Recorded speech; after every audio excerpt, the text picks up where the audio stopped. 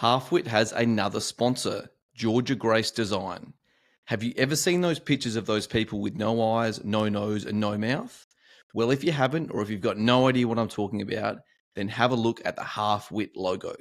They are actually called vector illustrations, and that is exactly what Georgia Grace Design specializes in. The designs range from babies, children, couples, and families to pets and even sporting teams. Check out all of Georgia's work on Instagram at georgia.grace.design. Give it a follow and get in touch with Georgia about a potential gift for a loved one, because would you believe it, Christmas is less than 4 months away. As well as Georgia Grace Design, Motion Theory Physio continue to support the Matt Whitford podcast. For me, the 3 keys to living a healthy life are 1, eating an apple and a banana a day, 2, going for a run or a walk 2 to 3 times a week, while listening to a podcast such as Half Whit, and 3, ensuring that you have a good physio at hand for any aches or pains or soft tissue niggles, especially those baby cows. Gabe and the team at Motion Theory are available for you Monday to Friday from 8 a.m. until 7 p.m. and also on Saturdays from 8 a.m. until midday. Type in Motion Theory Physio to Google, go to the website, and book now with Gabe, Alex, Tyson, Lucy, or Eloise, who happens to be a Whitford also, but no relation. You can check them out on their socials too, Motion Theory Physio. Welcome everyone to another episode of Half Whit. I had some amazing feedback about last week's interview with my deported friend Colleen O'Malley, and lots of people messaging me saying it was their favourite episode yet. And yeah, it was just incredible hearing what it was like for Colleen to be in the detention centre, flying back to the US and not knowing what her next move was and if she was ever going to be allowed back into Australia. Spoiler alert, she was allowed back in the country. She has married one of our own, and recently they have increased the country's population with the arrival of young Murphy. So if you haven't done so, please give it a listen, but do so after today's episode with former Adelaide Crows player and North Adelaide Rooster Chris Ladhams. But firstly, wasn't it nice waking up on Monday and for the first time in a long time, not actually being cold? I didn't even need to put the heater on, and I actually wore shorts to work as well. But yeah, that didn't last long. Since then, it's been freezing. I think 9 degrees, a maximum in Heathfield tomorrow, and it'll probably be pissing down sideways too. So I did speak earlier in the week with Marcus Mader, a former teammate of mine, a fellow wagon wheel lover, and a listener of Half Whit. Marcus is currently living in London and working as a greenskeeper at the Royal Mid Surrey Golf Club. It was a beautiful 28 degrees and sunny when we spoke earlier in the week, and it's just great to hear that Half Whit is reaching listeners in the Northern Hemisphere. So I hope you're having a good day on the John Deere hybrid fairway mower, Marcus, and that you're back in Australia sometime soon, having one off the wood at the Morphy Arms Hotel. In all honesty, though, spring is just around the corner. The AFL finals are nearly here, which I will touch on later on in the pod. So without further ado, enjoy episode 4 with Chris Ladhams.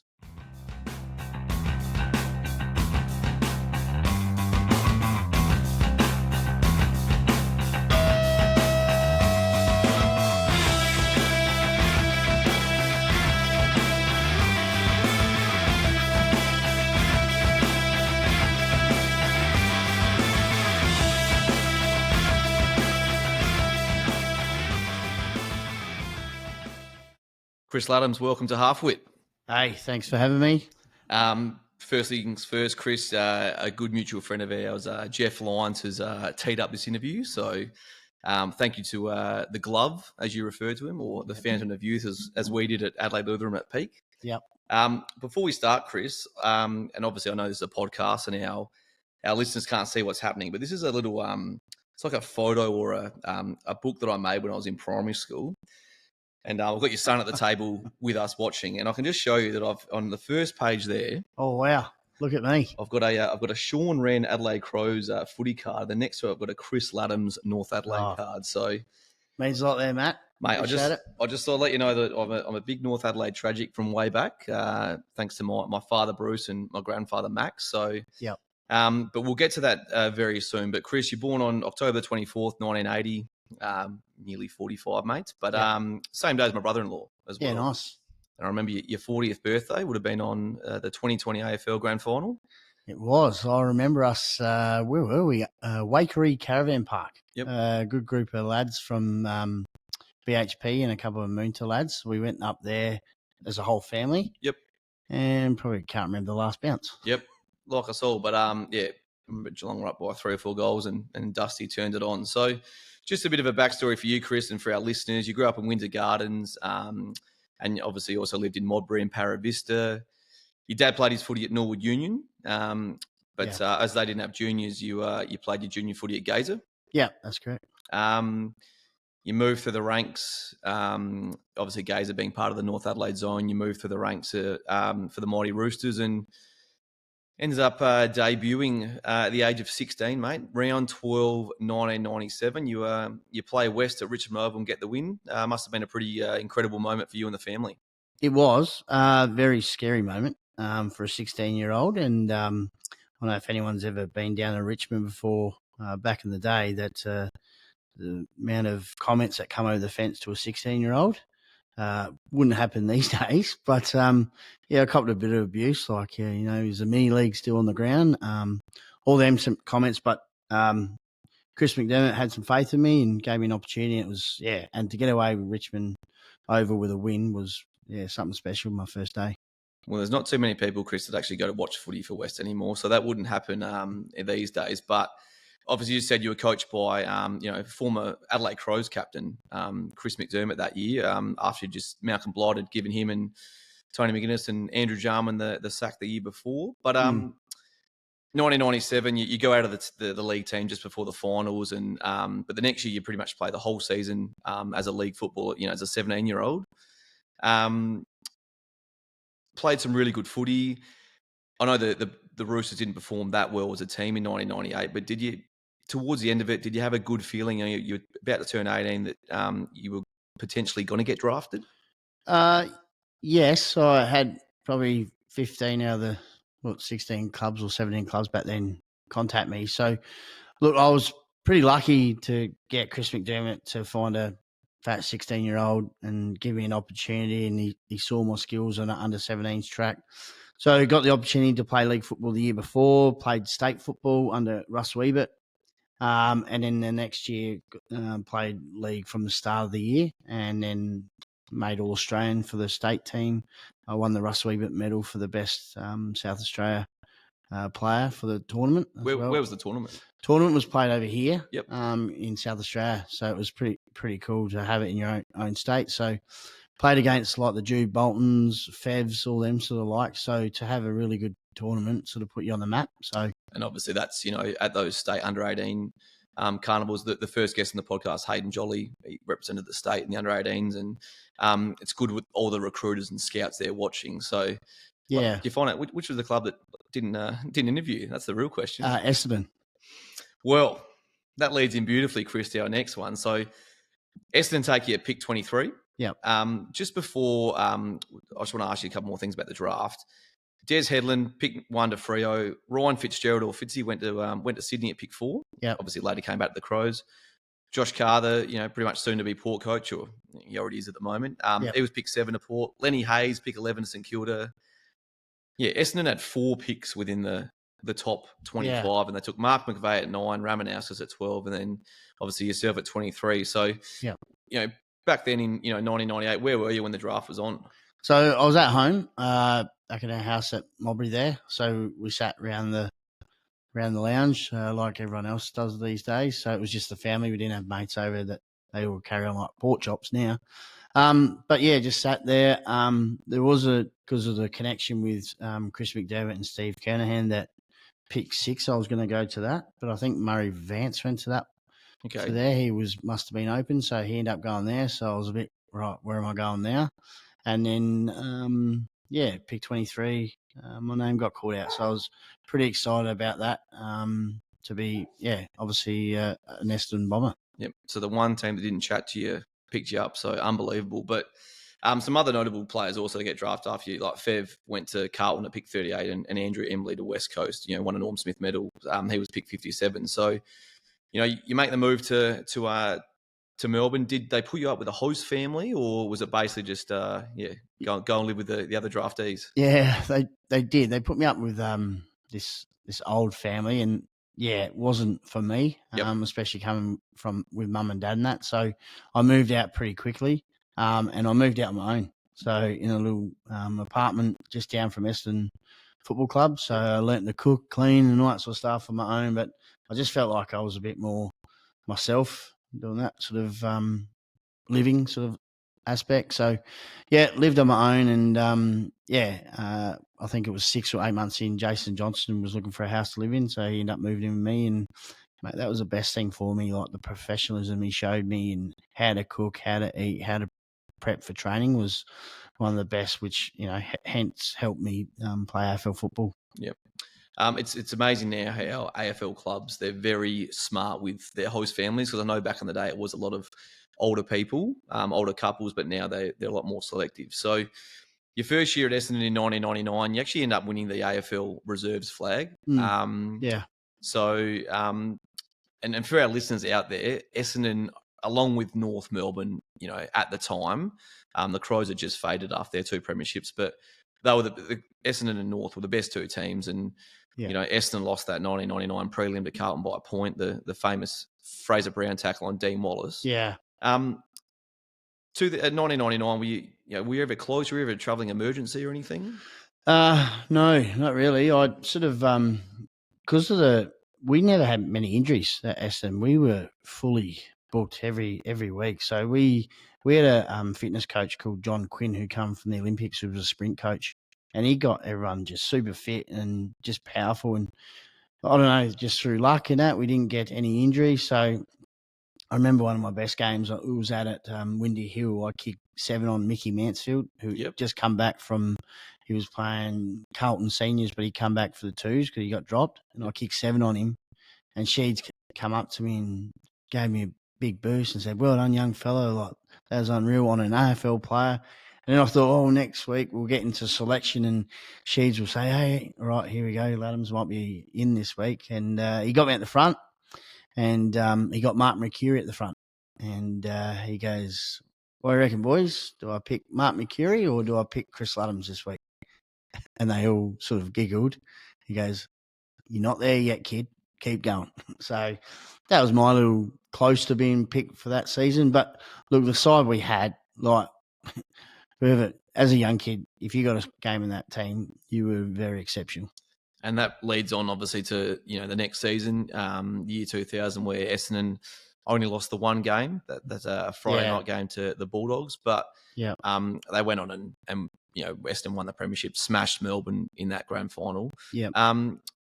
You start the season, obviously, in the reserves again, and you end up doing your shoulder. How'd that happen? Yeah, so wet night, Waverley Park early in the year. Come out of full forward, so I slid for the mark, and my elbow hit the ground, and it reflexed back, and it ripped all the tendons off my shoulder. So full reco for my shoulder. So that was 12 months already for that. So ended up having surgery 2 days later. Woke up in the hospital, and a day later I went to go to the bathroom in the hospital, and I slipped on the wet floor, and I had to go under a knife again. So I had 2 operations in 4 days. So that's put your football, your Essendon career, in doubt. Could you see the writing on the wall towards the end of the year 2000 that Essendon were looking to either delist or trade you? No, they actually offered me a contract to stay. So I was Adrian Dodoro offered me a 2-year deal to stay. And I was the first year, 1999. I had a pretty good year in the AFL reserves, and James Fantasia from the Adelaide Football Club was trying to get me back after the first year, and Essendon wouldn't do the trade. So the next year, Essendon offered me a pretty good deal, but then Adelaide sort of doubled it to come back home to be with your family. I sort of said, I'm going back home, and then Essendon wouldn't do the deal with the trade, which Adelaide said, "That's all right. We've got an early draft pick in the preseason draft. We'll pick you up before Essendon." So hence the reason why I went back to Adelaide. Yep, they took you at pick 5, and the Dogs have just arced up as well from outside, but they're interested in They weren't happy, yeah. Mate, they're interested in the podcast. They love your pod, mate. Like a lot of the listeners, the Matt Whitford podcast on Instagram. But we'll get to your time at the Crows, Chris, and that's obviously where, I was a North supporter, so I followed your journey quite closely, but where a lot of our listeners would have first you come to fame. You played 54 games in 4 seasons from your start of 2001 until the end of 2004, but we'll talk about 2005 after as well. Yeah. Your debut for round 1, 2001 against Sydney at the SCG. Darren Creswell had 27 and kicked 4 for Sydney, but the next week you played Melbourne at Amy Stadium. You have 27 touches, so that's a fair game for a good bloke in his second game. Yeah, you're 6 goals down at half time, 4 at three-quarter time, and you nearly come back and snatch it. And you kicked your first AFL goal, but it must have been nice playing an AFL game in front of your family and friends. It was, yeah. I'll go back to my first game though. I was playing on the wing on a guy called Leo Barry.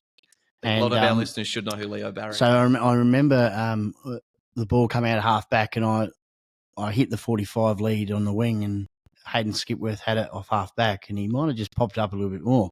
So Leo Barry's going to take mark of the year on me, my first game. So I was on the actually back page of the bloody Sydney paper the next day. So that was real good for that first game. But yeah, my second game, mate, was an opportunity where Ayresy gave me an opportunity on ball, and I felt I was ready for AFL football. And yeah, I sort of rewarded him with, those stats, 27 touches, I think, kicked goal. And I think it was only Andrew Leoncelli, I think his name was, that kicked a goal just before the final siren that got us. But look, we were very excited to come back and obviously play in Adelaide in front of my family, which means, a lot to me that they've done all that hard work to get me there. So hopefully I'll reward them. And a good performance, obviously, against Melbourne, who were coming off a grand final. Round 3, your first showdown, Port get you by 11 goals. Chris has just ordered young Austin to go out and quiet the hounds down. So Wanganeen kicked 6 for Port in your first showdown too. But you've started your AFL career, and the boys have lost their first 3. And I just remember watching you played Carlton at Optus Oval. Might have been Princess Park at the time. And yeah. Ayresy was the Adelaide press were after Ayresy. He's zipping 3, second year at the club, and he's a Victorian, and calling for him to get sacked. And can you remember that game? In the wet at Optus Oval. Yeah, we just talked about it before. Ayresy for me was a great coach, like in a way of he was a football coach. He understood footballers, and he had that respect of what he did in his footy and how he sort of transitioned into his coaching. So, obviously coming from Melbourne, if you're not winning games over here, and Robert Shaw, who I know pretty well through the Essendon, who's a great person as well, if you're not getting games, Adelaide people want wins. So that game there, we beat Optus. I think Roo, like you said, kicked 4 goals, and we had a hard fight win. Like we fought through the whole 4 quarters. And Ayresy coming out, gave us big hugs and love you blokes. And so that really started our year as well, got us back up and going too. Yeah, and you played the first 12 games of 2001, but then what? No more games the rest of the season? Yeah, I did my meniscus, so I missed probably a good 10 or so weeks. And as you know, in the AFL, when you do an injury like that, it's hard to get back in time. So missed the rest of the year, and which is unfortunate because I was really humming there and getting used to AFL football. So injuries do kill you in football. So, and unfortunately for me, when it got to the big stage, I got a couple of injuries that really hurt me to clearly play more AFL games that I should have. And there's those soft tissues injuries that 2, 3, 4 weeks, and then there's obviously those longer term injuries. So 2002, the next season, you didn't play your first game until round 10, but you played every game since then, including the 3 finals. So from round 15 to the qualifying final, you had 25, 25, 24, 17, 25, 22, 24, 24, and 22 touches. So obviously in some pretty nice form. You then go up to Brisbane and play a qualifying final against them up at the Gabba. What are your recollections of that game? I don't know. Did we win that one? I reckon we did. Chris, you got belted by 71 points. So obviously, you've erased that from your memory. I did. I remember a couple of Brisbane games up there. One where I think Jaron Jarman actually had a good night that night. Yeah. But yeah, they were a very good footy club. Well, that and and for our listeners, obviously Brisbane winning the 2001, 2 and 3 premiership, that was when they were in their heyday. But yeah, the next week, we played a semi-final against Melbourne at the MCG. I think the game was meant to be at Amy Stadium, but because there was a clause then that every AFL clause. Every year there had to be one final in Melbourne. So I'll go through your stats first, Chris. You had 9 touches and 11 tackles. Can you remember if you were tagging or? No, I wasn't tagging. It was just one of them nights where I guess one of them contested ball nights. Being a final, it's one-on-one sort of football. So probably the first time I laid a tackle, really. But mate, well, you laid 11 of them, and yeah, I sort of after that game, I still remember Gary Ayres mentioned me about my sort of in front of the group saying, "Look, young fella, you didn't have the touches, but you did have the tackles, which is the 1%ers." So, which he was all about as well. So, which is good. And I think it's that game against Melbourne, the second semi-final. It's one of the craziest. It's probably the most underrated Crows finals victory. It sort of gets forgotten in there, but you're 7 goals up at quarter time against Melbourne, 3 up at halftime. Melbourne kicked 8-2 in the third quarter and were 4 up at 3/4 time. And the last quarter, you boys kicked 6-1 in the last quarter. You win by 2 goals. Yeah. I just love watching the Crows in their blue shorts on the MCG as well. But it was such an even effort. Mark Stevens kicked 4, McLeod, Goodwin, Edwards, Brett Burton kicked 2, Ken McGregor, Brian Benke. You kicked a goal yourself. Yeah. And then the next week you go to Melbourne for the prelim against Collingwood at the G, and I think it was start of that end of the first quarter. Tyson Edwards went up for that mark, and Jason Cloke got him. Yeah, got him pretty flush. So obviously, with our key strings at Adelaide Football Club back then was our midfield, and to lose Tyson early, who was one of our key players, obviously makes it a lot difficult in the midfield with our rotations. I believe McLeod did his ankle too. He got stretched off. So to lose 2 of your best players and to really only just really get done, but I reckon we led for most of that game as well. You were 2 goals up just before halftime. I think it might have even been 3 goals up just before, and they get 2 late ones. I think like Rupert Betheris kicked one, and he kicked one out of his ass, and then Nathan Loney in the third quarter took 4 bounces. He kicked one to Anthony Rocker, and from inside the centre square, he just bombed it away. He absolutely bombed it post high. Bassett kicks. Nathan Bassett was playing up forward for us to kick 3, but if Edwards and McLeod don't go down, we would have had a rematch against Brisbane, and look, who knows what would have happened. So the next season, Chris, 2003, there were a lot of personnel changes. Obviously, the disappointment of the year before just making a prelim. Can you remember some of those players that were recruited to the Crows at the start of that year? Yeah, I do, and they were very good for our group. You know what I mean? Like Ronnie Burns come in, who was a smart, full pocket, clever, and obviously we got Wayne Carey in, the King. Who we needed a key forward to take us to that next step. Like we did have like Mark Stevens and Scott Welsh, but they weren't really the key forwards that were going to get us to that next step. So to get them 2 into our squad, and I think Jason Tawney as well come from Richmond, which gave us a bit more half-back depth. So, I thought the recruits that we got were great for the footy club, and it put a lot of pressure on depth and that as well. So blokes had to perform to play well. And pressure for spots. And obviously, for our younger listeners, Wayne Carey was the best player in the game, I think in 2001, and infamously had an affair with the wife of one of his teammates, Anthony Stevens, and, he quit the Kangaroos, had a year off and signed for the Crows. So obviously you've got a pretty good feeling about the upcoming season. The Wizard Cup, the pre-season cup, which obviously is no longer, it was a big deal. Yeah, it was. Yeah. I remember, I think 2008, we played St Kilda in a Wizard Cup, and we went. There was about 45,000 people there. But, mate, round 1, little showdown, and you kicked the winner, if I recall. Yeah, bit of a checkie from the boundary. So from row B, from row B. So it was a special moment for me. Obviously to beat Power, and my wife, my kids are all Port Power, and my family are all Port Power. So it was good to come off after the game and actually see everyone all there with their Port Power scarves. A bit disappointing, which was good. Actually, I looked at your stats. You actually never beat Port or Collingwood in an AFL game. In an actual regular season or finals game, you never beat Port or Collingwood. I didn't. No. Oh, really? I know. Hey, that's what Google tells me, and we've got to believe that. But hey, you keep the winner in the preseason. Chris has given me a perplexed look at the moment, so we'll go through this later on. Yeah, we'll have to go through. I don't want to prove you wrong. I'm just going by the facts. But 2003, you played 20 of the 22 regular season games. Yeah. You didn't play round 20, which was a loss to Collingwood, but you had a quietish round 21 against the Kangas and a quietish round 22 against Port. And you get dropped for the finals. You and Ian Perry play every game but 2 and got dropped. Yeah. Obviously, pretty disappointing. I still remember round 20, crook as a dog. I got laryngitis.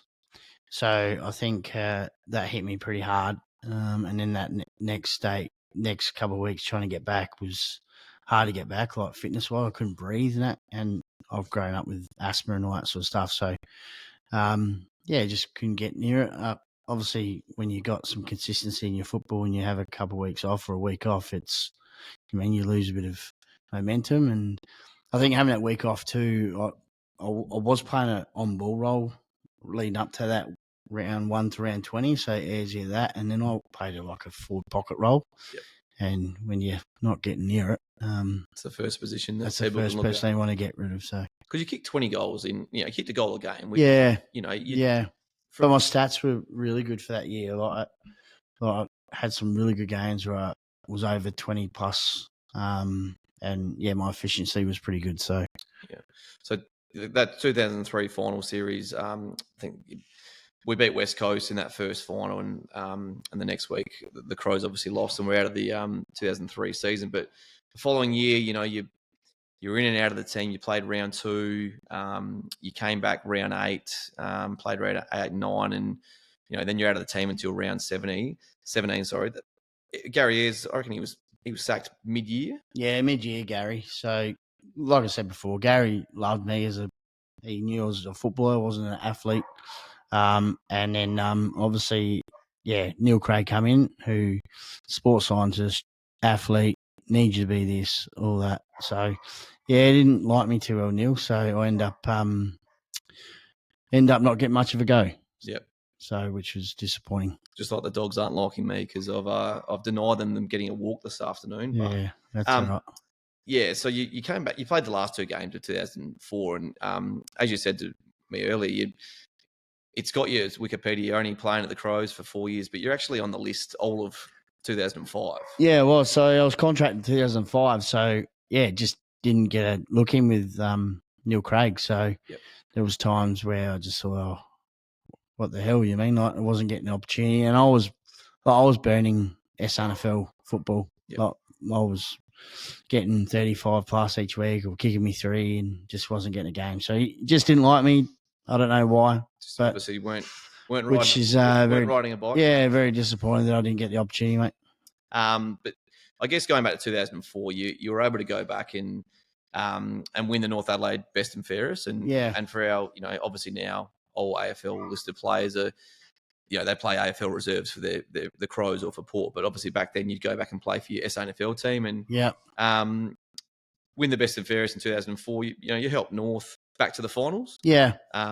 Beat West in an elimination final and then lost to Sturt. But, 2005, you helped North get to a prelim. Yeah. You're playing some super footy.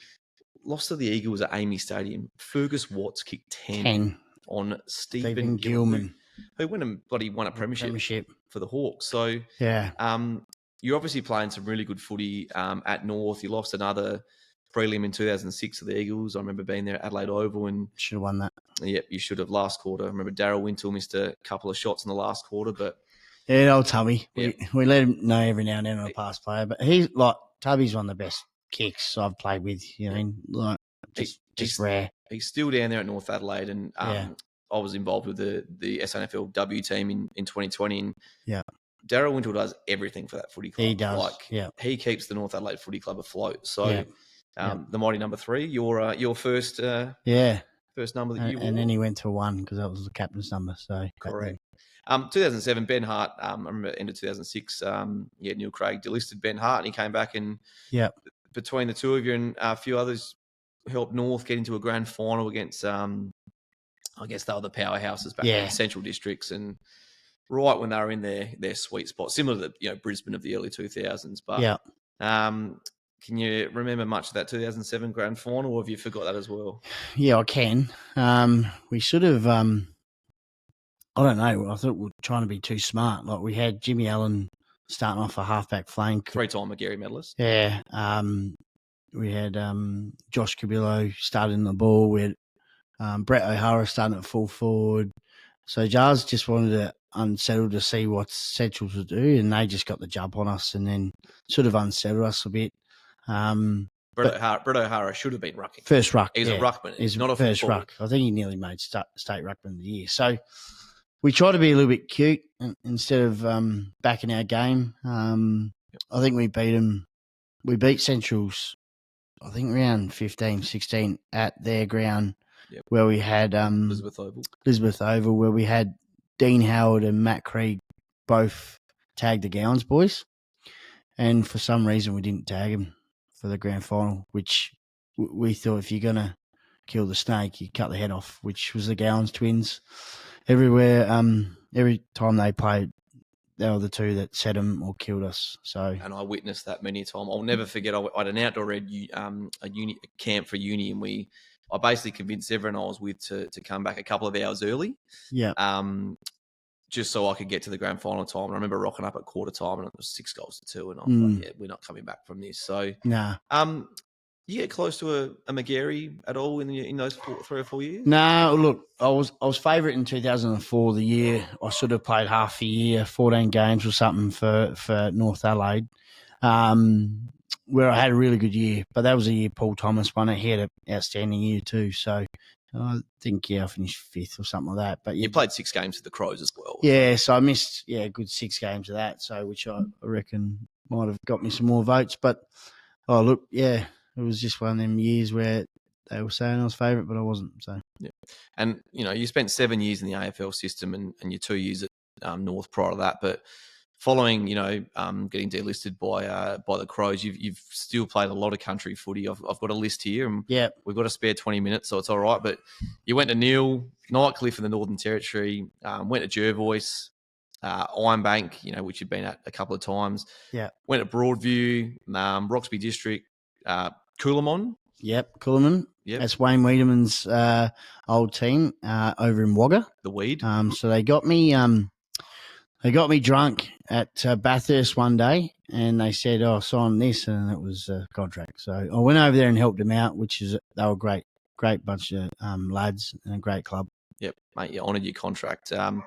Went to Nan, I remember, and that's probably where I obviously had a good couple of friends of mine, Jeff Lyons, the Glovers we spoke about, Jason Dickenberg and Gareth Diprose. And it was interesting. 2016, you boys lost the grand final, and I was coaching Peak out in the Mallee Football League, and we lost the grand final. Yeah, right. And then, the next year, 2017, you boys get the job done. What do you kick? Just a lazy. I think it was 10. Yep. I think I got, just a lazy 10 in the grand 6 final. In the first quarter, and set it all up. So, look, we weren't going to lose that year. We pretty much promised ourselves after 2016, which I thought were the best team all year, that we're going to be a 10-goal better side. And we recruited pretty well with Jamar and a kid called Sam Dyer, who come from North Adelaide, who was a centre forward machine. And then we got Matty Gale back from who was a local lad who was living in Darwin. So we boosted that. We just didn't look like losing a game that year. And you kicked 100 odd for the year, I reckon, 114. Yeah, it was probably my best year of country footy. So 114 in the year, and that was 16 game as well. So probably best country, best and fairest, best on ground grand final. It was a pretty good year. And you said one of your best country teams you played in. But I remember 27. It could have been the greatest year of all. I know my team, the Pekin District Lions, we won the premiership, and if only the Crows had got up, mate. But we won. That would have been a trifecta, that one. So we'll just get away from footy just for a little bit, but obviously that's been a huge part of your life. But married to the lovely Kelly. Yep. Your kids Lily and Austin. Austin's been doing a great job tonight, just stopping the dogs from barking. Yeah. And for I'm smashing all the lollies. Yeah, for a 13-year-old mate, he's mature beyond his years. So his Hahndorf under 14s are looking very good at the moment. So, yeah, they are. Yeah. They are. And obviously you coached him a couple of years ago to a premiership in the under 12. So yeah, it's probably one of my biggest highlights of my footy career, really. And you sort of get a little bit emotional when you do it because everything you do is for family, and like my dad got to coach me to a premiership, and to do that with my son was pretty cool. It's amazing how things change. You've played AFL footy, yeah, and you've played at the highest level, and yet an under 12s premiership coaching your son. I think that speaks volume of how good footy is. Yeah, it is. It is. And they're a good bunch of lads, and some of those lads are at your school now that you teach, and they just were willing to learn and just create a good little culture with themselves, good friendship, and obviously when they're close, they end up winning. So, and it is a great thing about the Adelaide Hills and the Hills Footy League is that there's so many teams close together, and they all see each other at school, and it's just I think when I'm a parent one day, I'll love nothing more than my kids to play footy, not just for the footy, but just I guess for the friends and friendship, the rivalry. So when you go back to school, hey, we got you this week, or yep. Oh, we'll get you next time. So that's a good thing about the Hills Football League. It is. So, Chris, for work, mate, what do you do for work at the moment? Yeah, so I'm the supervisor for all the trainers at Copper SA for BHP. So all the new onboarders coming into our mine, we got to make sure they're all trained up, educated, know the safety protocols going into our business. As you know, BHP is a massive business, and we do a lot for South Australia. Yep. Been there for a long time now. Enjoy it. Wouldn't do any other job.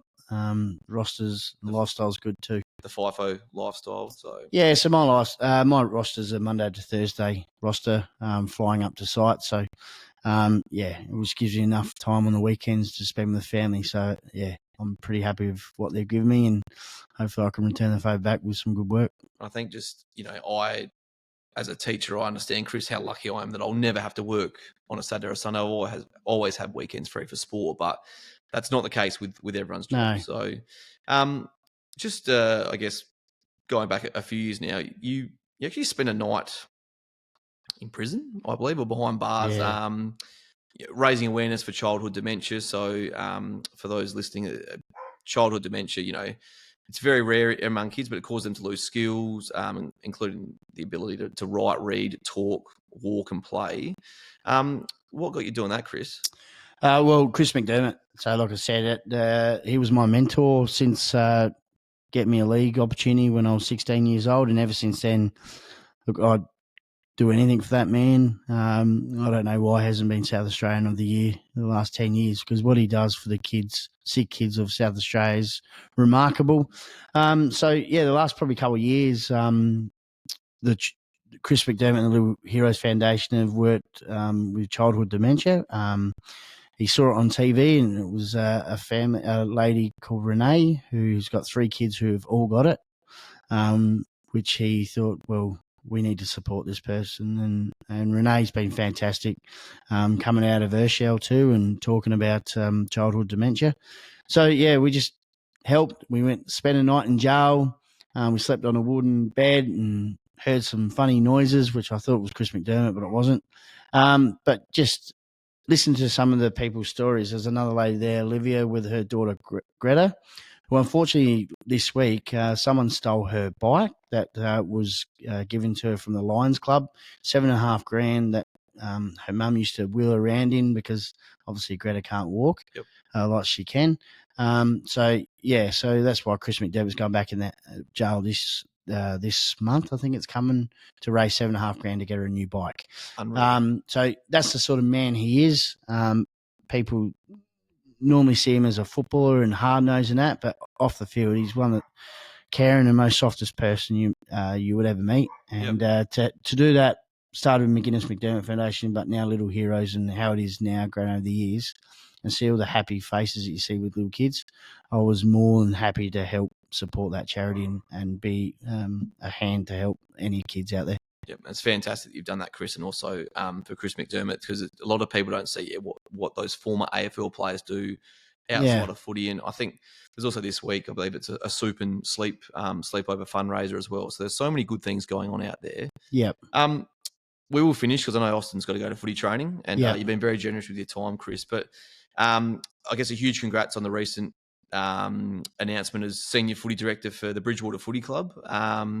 Obviously, next year being the 70th year anniversary of the footy club, and I guess can you just tell our listeners, I guess, what your plans are for next year and beyond with Bridgie?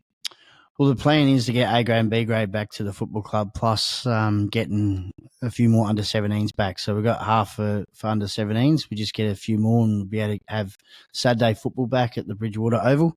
And it's just a pathway. For the last 3 years, they've built the juniors up to an under 14s, half under 16s at the moment. And some of those kids are getting to that age where it's like, oh, we've got no seniors, we're leaving. So all that hard work is, fading away. So I thought this year, perfect opportunity. It's my grandpa's club. It's my dad's club. It's my uncle's club.